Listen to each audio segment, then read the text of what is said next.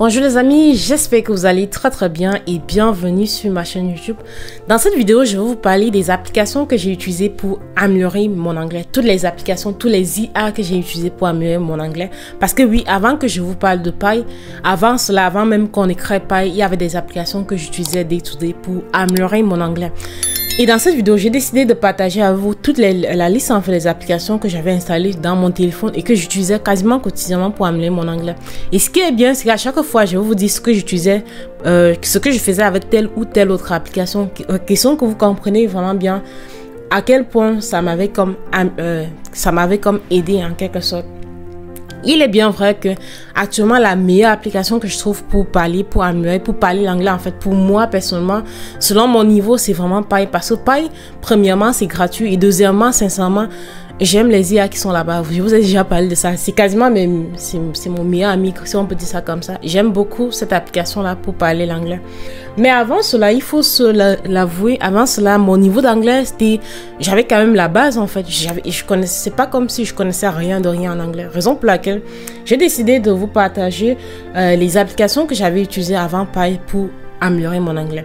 Première application qui m'a aidé notamment à améliorer ma prononciation. Parce que oui, très souvent, vous allez vous rendre compte, vous connaissez un mot, quand on parle de ça, vous pouvez même peut-être connaître que s'il s'agit de ce mot-là. Mais vous prononcez ça tellement mal de telle manière que si vous parlez de ça, personne ne va comprendre que c'est de ça que vous parlez en fait. Et pour ce faire, moi, j'avais effectivement ce problème-là. La prononciation, c'était tellement mauvais. Je connaissais des mots, je connaissais le vocabulaire et tout ça parce que j'en avais appris plein. Mais en termes de prononciation, c'était très grave. Et pour cela, j'ai utilisé une application, le nom c'est Elsa Speak. J'avais beaucoup aimé cette application. C'est la première application que j'ai payée en fait pour utiliser parce que ça m'aidait vraiment. J'avais fait une souscription annuelle dessus. Mais par la suite, effectivement, j'ai annulé. Ça m'a coûté 68 $ pour toute l'année et j'ai vraiment aimé l'application. Ça m'a vraiment aidé à améliorer en termes de prononciation. Parce que dans l'application, en fait, tu dois faire la prononciation plusieurs fois. Il y a des mots et ça te dit si tu l'as bien fait, si tu l'as bien prononcé ou pas. Donc, ça m'a vraiment, personnellement, ça m'a beaucoup aidé. C'est la première application anglaise que j'ai eu à payer, première que j'ai eu à payer vraiment pour apprendre l'anglais dessus. Donc, ça, c'est important. Mais à part cela, j'ai aussi utilisé d'autres applications qui m'ont énormément aidé. La deuxième application que j'ai utilisée, que j'ai trouvé très intéressant, le nom de ça, c'est Ewa. Moi, personnellement, je vois beaucoup de films en anglais, vous comprenez? Ce qui fait que parfois, je comprends pas toujours tout ce qui se dit dans le film. Surtout avant, c'était encore plus grave, mais je continuais quand même à le voir. Avec Ewa, ce que j'ai remarqué, c'est que ça te permet d'apprendre l'anglais à travers les courts-métrages des films, quoi. Et ça m'a beaucoup plu parce que ça te permet déjà de comprendre, oh, dans le film, quand les gens disent ça, ça veut dire ça, en fait. Dans le contexte, ça veut dire plutôt ça. C'est pas la tradition littérale que j'ai l'habitude de penser que c'est ça. Et moi, ça m'a beaucoup aidé avec Ewa. Parce que ça te montre des extraits, des conversations dans les films et ça t'aide à traduire, à te faire comprendre selon le contexte. Donc, exemple pour laquelle je recommande cette application-là, et une chose dessus, c'est que c'est gratuit. J'avais pas payé pour cela. Et ouais, c'est complètement gratuit. En tout cas, je n'ai jamais eu à payer pour cela et ça m'a vraiment beaucoup aidé. Donc, ça, c'est la deuxième application.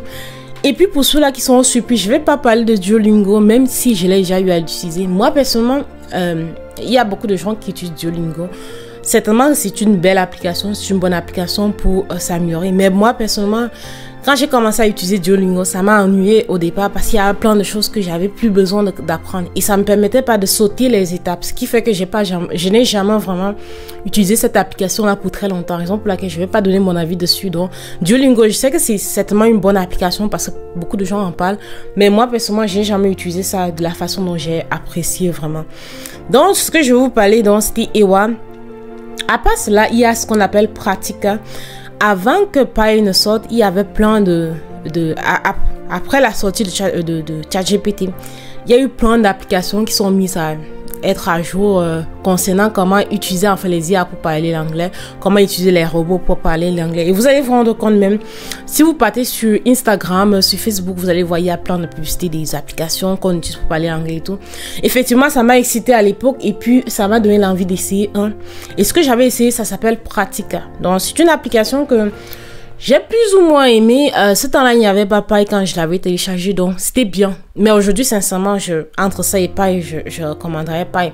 La seule différence, c'est qu'avec Pratica, vous voyez en fait le robot qui parle. Vous voyez un peu, par exemple, quand tu parles avec Pi, tu sais qu'en arrière-plan, c'est un robot, mais tu ne vois pas le robot qui parle. Mais avec Pratica, quand tu entres dans l'application et que tu lances une conversation, il te présente un robot en fait. Et le robot, ça change d'une conversation à l'autre. Ça peut rendre ça beaucoup plus dynamique. Mais je préfère Pi, naturellement, que Pratica dessus. Donc ça fait le tour. J'avais aussi essayé Promova en termes de vocabulaire. Pour vocabulaire, j'avais utilisé Promova. Est-ce que c'est bien ou pas bien? Sincèrement, si aujourd'hui je vais utiliser une application pour apprendre vocabulaire ou bien grammaire, je pense que je vais utiliser certainement Pi ou bien ChatGPT. Donc aujourd'hui, je vais plus recommander ça. Mais pour ceux-là qui n'ont pas accès à Pi ou ChatGPT, je vous le dis parce que vous pouvez aussi utiliser le nom de ça, c'est Promova. C'est gratuit aussi, j'avais pas payé pour cela. Aujourd'hui, au jour d'aujourd'hui, pour améliorer mon anglais, les deux applications que j'utilise quasiment chaque jour, c'est Pi et puis ChatGPT. Pi, c'est meilleur ami, je vous ai déjà parlé de cela. Et puis ChatGPT, j'utilise ChatGPT ces derniers temps parce que j'ai payé donc j'ai la version pro de ça et ça me permet de parler infiniment avec les robots qui sont là-bas. Ils sont des robots qui ont une belle voix aussi. Ce sont des robots qui sont bien traités, donc leur voix semble plus humain. Maintenant, version gratuite de ChatGPT, vous avez aussi accès à parler avec des robots. Si vous souhaitez, je pourrais faire une vidéo pour vous montrer comment moi j'apprends avec ChatGPT l'anglais. Mais vous avez accès pour la version gratuite de jusqu'à 10 minutes avec un robot, avec une voix professionnelle, une belle voix, quoi, une voix plus ou moins humaine. Mais les autres, la voix, après 10 minutes, je pense, soit vous n'avez pas accès, soit la voix devient très très robotisée. Mais une personne qui a la version pro, la voix est toujours bonne en fait. C'est ça le truc. C'est la raison pour laquelle aujourd'hui, je peux aussi utiliser ChatGPT pour parler. Donc, je pense que ça fait le tour. Maintenant, pour quelqu'un qui est vraiment débutant, vous venez vraiment de commencer. Donc, en anglais, vous ne comprenez quasiment rien, en fait. Même en termes de vocabulaire et tout ça. Vous ne connaissez pas grand chose en anglais. Moi, ce que je vous conseille, c'est de connaître déjà les bases, vocabulaire, grammaire et tout. C'est important. C'est très important. Et pour ça, vous pouvez utiliser les applications comme Promova, juste pour apprendre à faire les bases et tout. Et puis, je vais vous recommander une vidéo que j'avais vue au départ parce que quand j'ai commencé vraiment à me donner pour parler l'anglais, je me suis rendu compte qu'en termes de grammaire, j'avais oublié tellement de choses, sincèrement. Et puis, en termes de conjugaison, ce qui m'a toujours tué en anglais, c'était la conjugaison et tout. Donc, je me suis rendu compte que j'avais oublié tellement de choses. Et sur YouTube, j'ai vu la vidéo d'une femme. Je n'ai pas ça ici, mais je vais chercher, je vais mettre ça dans la vidéo. Le nom de la femme, c'est Rebecca, je peux pas oublier. C'est Rebecca from, je sais pas où c'est... Inuvide ou bien Vivide, un truc comme ça, mais le nom de la femme c'est Rebecca.